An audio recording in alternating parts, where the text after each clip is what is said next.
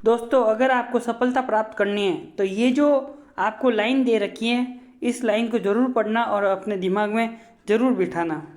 दोस्तों ये लाइनें हैं कि जब आँखों में अरमान लिया है, जब आँखों में अरमान लिया है, मंजिल को अपना मान लिया है, तो मुश्किल क्या आसान किया, जब ठान लिया तो ठान लिया।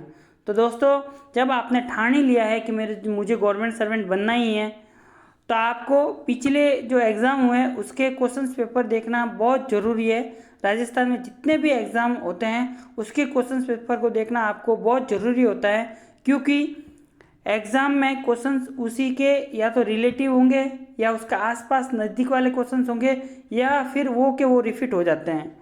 तो दोस्तों आपके पिछले प्रश्नों की, अगर सारे पिछले प्रश्न जितने भी आ रखे हैं गवर्नमेंट एग्ज़ाम में, उसके सारे एग्ज़ाम में जो पिछले क्वेश्चंस है उसकी तैयारी हम इस चैनल पे करवाते हैं और उसका डिटेल अपन बताते हैं। तो दोस्तों चलते हैं आज फर्स्ट क्वेश्चंस की ओर।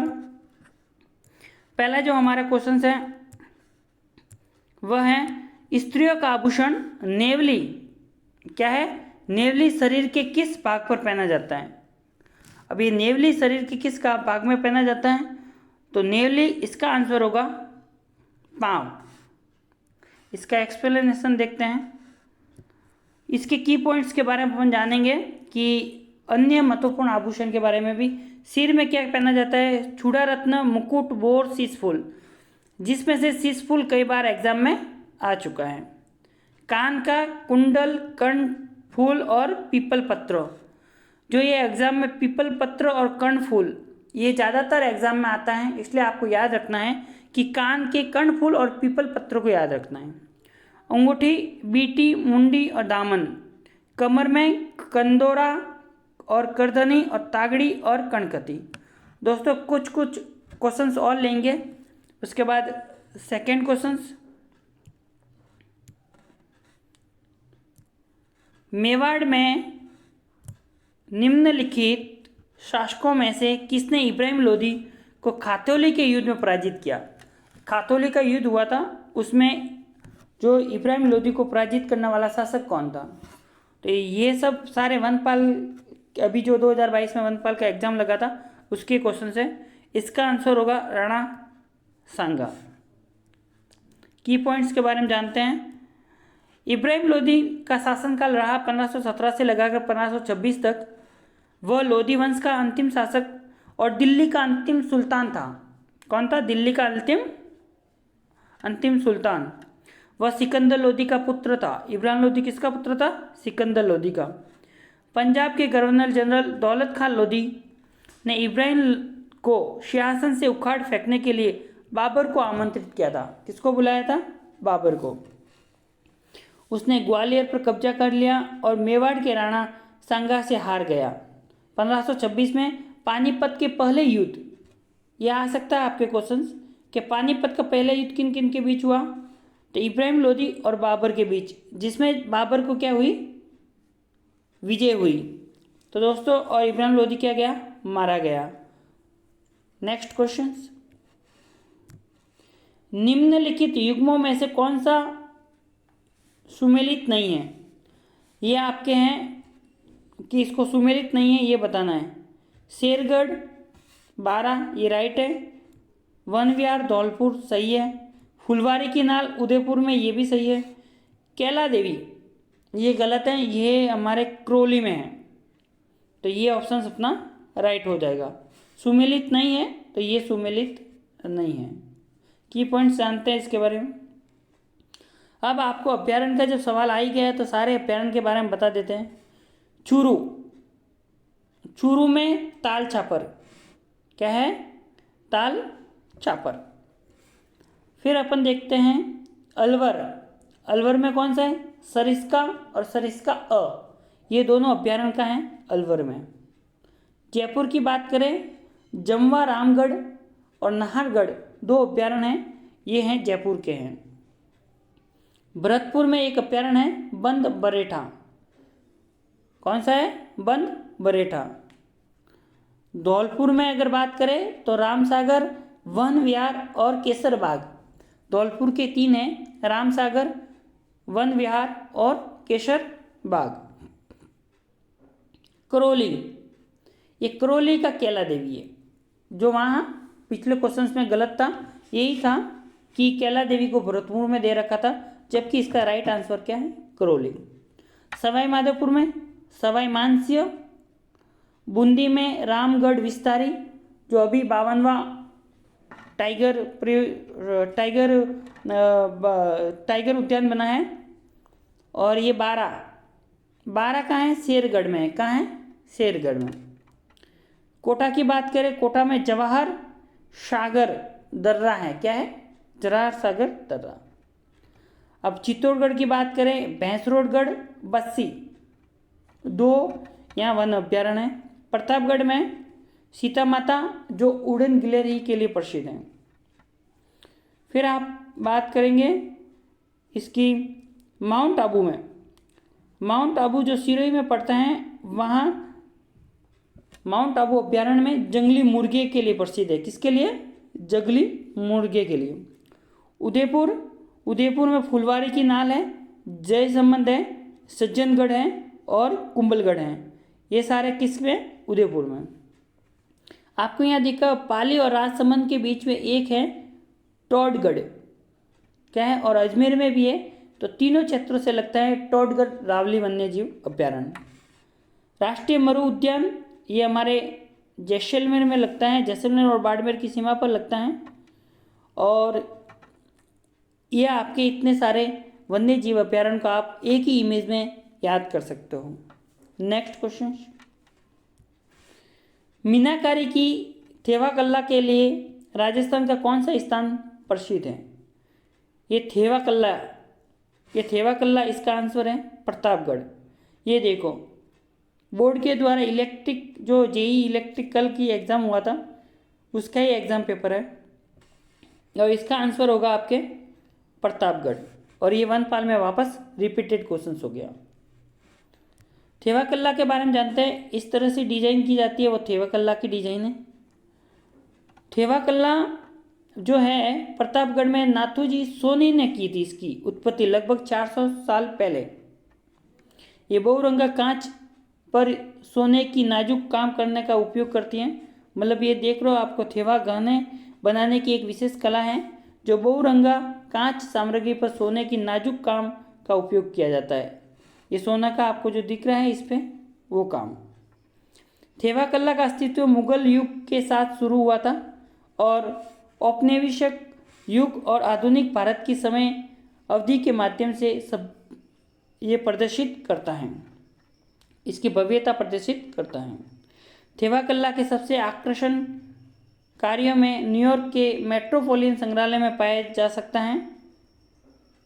श्री मथुरा लाल सोनी जी द्वारा बनाया गया था। इसके अलावा थेवाकल्ला प्रतापगढ़, लंदन भूवैज्ञानिक संग्रहालय में उपस्थित हैं, और ये आकर्षित थेवाकल्ला गहने इंग्लैंड की रानी की सुंदरता को सुशोभित करते हैं। ये कला विक्टोरिया और अल्बर्ट आदि सहित विभिन्न संग्रहालयों में अपना स्थान रखती है। तो थेवाकल्ला कहाँ की प्रसिद्ध है? प्रतापगढ़ की। थेवाकल्ला कौन सी योजना होती है? तो क्या करते हैं, थेवाकल्ला गहनों पर सोने से क्या करते हैं, कला करते हैं। नेक्स्ट क्वेश्चन, भीलवाड़ा में 1944 में किसने महिला आश्रम की स्थापना की थी? ये इंपॉर्टेंट क्वेश्चन है कि भीलवाड़ा में 1944 में किसने महिला आश्रम की स्थापना की थी? तो इसका आंसर हो जाएगा नारायणी देव वर्मा। इसके की पॉइंट्स के बारे में जानते हैं। श्रीमती नारायण देवा जो वर्मा है, भारतीय स्वतंत्रता सेनानी एवं सामाजिक कार्यकर्ता थी। वे महान सेनानायक माणिक्यलाल वर्मा की पत्नी थी। श्रीमती नारायणी देवी 1970 से लगाकर 1976 तक राज्यसभा की सदस्य भी रही हैं। ये एक फैक्ट आपको देखने को मिलेगा कि जो नारायणी देवी हैं, नारायणी देवी वर्मा 1976 से लगाकर 76 तक ये राज्यसभा की सदस्य भी रही हैं। नेक्स्ट क्वेश्चन, निम्नलिखित अभ्यारण्यों में से कौन सा उड़न गिलहरी के लिए प्रसिद्ध है? तो दोस्तों इसके लिए आपका आंसर होगा सीता माता अभ्यारण्य। ये आपके लिए सही आंसर है, जो उड़न गिलहरी के लिए प्रसिद्ध है। वापस देखते हैं अपन अभ्यारण्य का दूसरा सवाल। 2 सवाल वन पद में आए थे, तो फिर एक बार ट्राई करते याद करने का कि चूरू में ताल चापर हैं, अलवर में सरिस्का हैं, जयपुर में रामवागढ़ और जमवा रामगढ़ और नाहरगढ़ हैं। अगर अपन बंद बरेटा की बात करें तो ये भरतपुर का है, कैला देवी करौली में है, धौलपुर में 3 है, रामसागर, वन विहार, केशरबाग, सवाई माधोपुर का सवाई मानसिंह, बूंदी रामगढ़ विस्तारी, 12 शेरगढ़, कोटा जवाहर और जवाहर सागर दर्रा। चित्तौड़ में आपको याद रखना भैंसरोडगढ़ और बस्सी। प्रतापगढ़ में सीता माता अभ्यारण्य, ये जो अभी आया था उड़न गिलहरी के लिए प्रसिद्ध है, तो ये हैं प्रतापगढ़ में। जंगली मुर्गों के लिए अगर प्रसिद्ध पूछ ले आपको तो ये हैं अपने इसका सिरोही का है। और उदयपुर में फुलवारी की नाल, सज्जनगढ़, कुंभलगढ़ और जयसमंद, ये सब कहाँ हैं? अपने उदयपुर में। राष्ट्रीय मरु उद्यान ये हैं अपने बाड़मेर और जैसलमेर, किसी में पर लगता है, तो दोनों आंसर हो सकते हैं। जैसलमेर, वैसे इसका आंसर जैसलमेर बताया जाता है, पर 2 ऑप्शंस दे जाए तो जैसलमेर बाड़मेर, तो ये दोनों होंगे। तो आपको अभ्यारण्य भी मुंह पे याद होने चाहिए, कौन सा अभ्यारण्य कहाँ पर है। नेक्स्ट क्वेश्चन, 7 फरवरी 2022 को राजस्थान राज्य महिला आयोग का अध्यक्ष किसे नियुक्त किया गया? ये सवाल बहुत इम्पोर्टेंट है, हर एग्ज़ाम में देखने को मिलता है, वीडियो मेंस के एग्ज़ाम में भी देखने में मिला था, और उसमें वो पूछा गया था कि इसमें से निम्न में से ये बताइए कि जो राजस्थान राज्य महिला आयोग की अध्यक्ष नहीं रह चुकी है। तो आपको जितने भी इसके अध्यक्ष बने उसको एकदम याद कर लेना है, अगर आपको गवर्नमेंट में एग्ज़ाम में सफल होना है तो। वर्तमान में ये अभी है रियाज चिश्ती, इसका आंसर है। इसके की पॉइंट्स के बारे में जानेंगे। की पॉइंट्स इसके है, राजस्थान राज्य महिला आयोग की स्थापना याद रखना है 15 मई 1999 को हुई थी। इसकी स्थापना 15 मई 1999 को हुई। राजस्थान राज्य महिला आयोग अधिनियम 1999 खंड 3 के माध्यम से स्थापित किया गया। इसकी स्थापना कब हुई? 15 मई 1999। आयोग का प्रधान कार्यालय कहाँ है? जयपुर में है। आपको पूछा जाए, ये भी पूछ सकते हैं कि राज्य महिला आयोग का प्रधान कार्यालय कहाँ पर है, तो आपका आंसर बताना होगा जयपुर। इस आयोग का मुख्य उद्देश्य उन महिलाओं की समस्या का समाधान करना है जो संकट में है, और ये राज्य में महिलाओं के हितों की रक्षा करता है, और राजस्थान सरकार को महिला से संबंधित नीति के बारे में सुझाव भी प्रदान करता है। जो भी गवर्नमेंट राजस्थान के हैं वो अगर महिलाओं के बारे में कोई नीति या पॉलिसी बनाएं तो उसको सुझाव भी प्रदान करती हैं ये राजस्थान राज्य महिला आयोग। राजस्थान राज्य महिला आयोग की पहली अध्यक्ष कौन थी? कांता खातूरिया। तो आपको जरूर याद रखना है दोस्तों, अखिल बार एग्जाम में ये पूछा है वर्तमान में राज्य महिला आयोग की अध्यक्ष कौन है, तो अब की बार ये पूछ सकते हैं कि राजस्थान महिला आयोग की पहली अध्यक्ष कौन थी, तो कांता खातूरिया। अब आप सबसे पहले इसको देखो, तो प्रथम श्रीमती कांता खातूरिया बनी, सेकंड बनी तारा भंडारी, और थर्ड बनी लाड कुमारी जैन। नेक्स्ट क्वेश्चन पे चलते हैं। ये क्वेश्चन, बागोर सभ्यता किस नदी पर स्थित हैं? तो बागोर जो सभ्यता है वो कौन सी नदी पर स्थित है? इसका आंसर आ जाएगा कोठारी नदी। तो आपको की पॉइंट्स के बारे में बताते हैं। इसके की पॉइंट्स हैं कि राजस्थान के भीलवाड़ा जिले में कोठारी नदी के पास बागोर स्थल की खोज 1967 में वी.एन. मिश्रा ने की थी। याद रखना है आपको, अभी ये पूछ सकता है कि 1967 में वी.एन. मिश्रा ने इसकी खोज की। बोल सकता है खोज किसने की? वी.एन. मिश्रा ने की। कब की? 1967 में। 1960-1970 के दशक में डेक्कन कॉलेज के विद्वान वी.एन. मिश्रा और वसंत शिंदे ने बागोर की खुदाई की और जिसमें बागोर के चरवाहा पशुपालकों द्वारा मवेशियों को पालने के साक्ष्य भी मिले। और यहाँ कई के साक्ष्य मिले, पशुपालन जो चरवाहा होते हैं उनके भी हमें साक्ष्य मिले हैं। नेक्स्ट क्वेश्चन, धौलीधूप राजस्थान के किस संत से संबंधित हैं? इंपॉर्टेंट क्वेश्चन है। धौलीधूप अलवर में है और ये संत बहुत प्रसिद्ध संत है और सब एग्जाम में हमारा आता है तो बहुत प्रसिद्ध संत है लालदास। लालदास जी के बारे में की पॉइंट्स जानते हैं और अपन ये करते हैं, इसके अलावा और कितनी कितनी संप्रदाय उसके बारे में की पॉइंट्स को जानेंगे। आखरिया संप्रदाय बीकानेर में है प्रधान पीठ। जसनाथ जी संप्रदाय कत्यासर बीकानेर में, सबको याद होता है जसनाथ जी का कत्यासर का।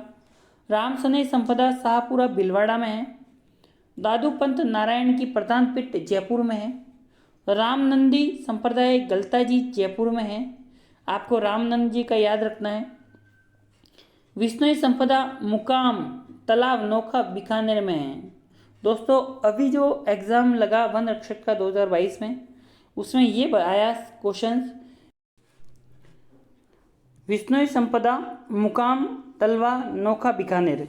दोस्तों अभी वन रक्षक का जो एग्ज़ाम लगा था 2022 में, जो 12 तारीख की सेकंड शिफ्ट में आया था क्वेश्चन कि मुकाम किससे संबंधित है, तो वहाँ आया था जसनाथ जी से संबंधित है, विष्णुई से संबंधित हैं, तो इसका आंसर था विष्णुई संप्रदाय से संबंधित है। गुदड़ संप्रदाय दांतड़ा भीलवाड़ा में सबसे इम्पोर्टेंट संस्था है, कई बार एग्जाम में इसका क्वेश्चंस देखने को मिलता है। लालदास संप्रदाय नगला भरतपुर में है और गौड़ीय और ब्रह्म संप्रदाय गोविंद देव जी जयपुर में है। रसिक संप्रदा ये रेवासा सीकर में है, अलग पड़ती है थोड़ी सी, तो रसिक संप्रदा को याद रखना है, रेवासा सिक्कोर में है। इम्पोर्टेंट गुदड़ दांतड़ा भीलवाड़ा में, रसिक संप्रदाय रेवासा सिक्कर में। नेक्स्ट क्वेश्चन, उदयपुर में भारतीय लोक कला मंडल की स्थापना किसने की? इसका आंसर होगा देवीलाल सामर ने की। पिछली एग्जाम में कंप्यूटर अनुदेशक एग्जाम में ये पूछा गया था बेसिक में कि लोक कला मंडल कहाँ है, तो उसका आंसर था उदयपुर था। अब इसके रिलेटिव ही क्वेश्चंस पूछा है कि ये क्वेश्चंस इसकी स्थापना किसने की, तो देवीलाल सामर। इसके की पॉइंट्स के बारे में जानते हैं। लोक कला मंडल उदयपुर राजस्थान में स्थापित एक सांस्कृतिक संगठन जो मध्य प्रदेश, गुजरात, राजस्थान लोकगीत, संगीत, रामसनई शोध पर केंद्रित हैं। 1952 में देवीलाल सामर ने इसकी स्थापना की। संगठन एक संग्रहालय रख रखाव करता है जहाँ ग्रामीण कपड़े, गहने, कठपुतली, मुखौटे, गुड़िया, लोक संगीत, वाद्य यंत्र, लोक देवता, चित्रों सहित विभिन्न राजस्थानी पारंपरिक वस्तुओं को दिखाया जाता है। एक कठपुतली नाटकशाला भी है जहाँ कठपुतली प्रदर्शन अक्सर प्रस्तुत किए जाते हैं। भारतीय लोक कला संग्रहालय उनके कार्यक्रम का एक हिस्सा है जो कि मेवाड़ की सर्वश्रेष्ठ कला और शिल्प को प्रदर्शित करता है। तो दोस्तों जैसा कि मैंने आपको बताया कि पिछले क्वेश्चंस के जो पेपर होते हैं उसको रिवाइज करना क्यों जरूरी है, उसके आसपास के तथ्यों को जानना क्यों जरूरी है, क्योंकि जो जितने भी एग्ज़ाम होते हैं वो ऐसे ही इस तरह से एग्ज़ाम लिए जाता है कि जो एग्ज़ाम में पूछा हो उससे रिलेटेड ही पूछते हैं। तो दोस्तों आपको ये अगर वीडियो अच्छी लगती है तो लाइक और हमारे चैनल को सब्सक्राइब ज़रूर करना। जय हिंद, जय भारत।